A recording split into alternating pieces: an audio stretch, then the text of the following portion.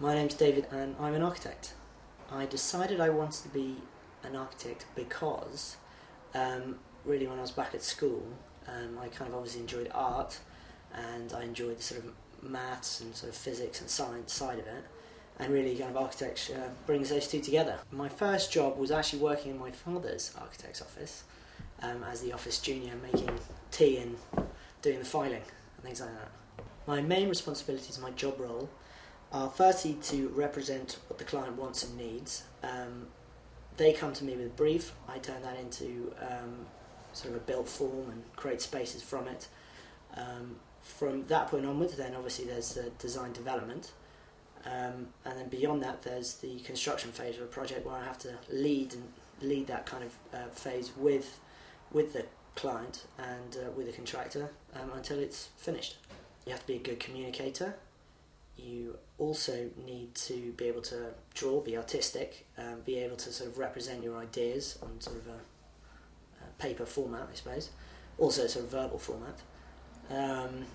Other skills you need would be, there has to be sort of you have to have a technical, there are technical requirements, and you have to understand how things go together.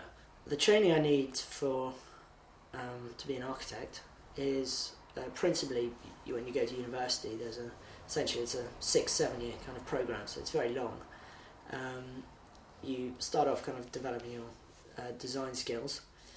From there you take a year in practice. It's kind of a sandwich course, and post that you go back to university again for 2 more years and develop your skills as an architect further on, so larger projects, more complicated projects.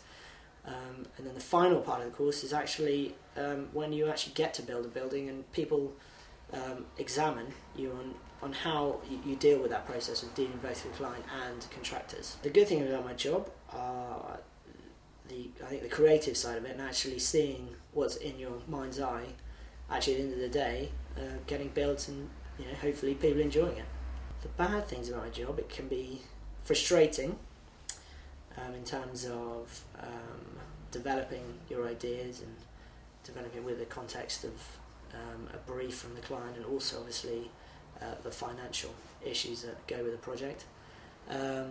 It can be long hours.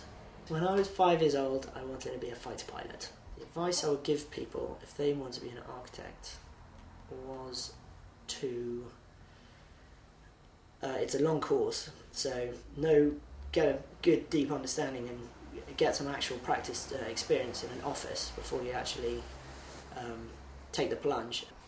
I think the best job in the world is what I actually do now. I think I'd hate to be a politician. They find it quite difficult to tell the truth, and sometimes I can't really help that. But there are some role models in my field. There's a couple that come to mind. One would be Richard Rogers, who designed Lloyd's of London, which is a kind of a building which was built in the 1980s in the City of London. It's very kind of avant-garde and very kind of striking.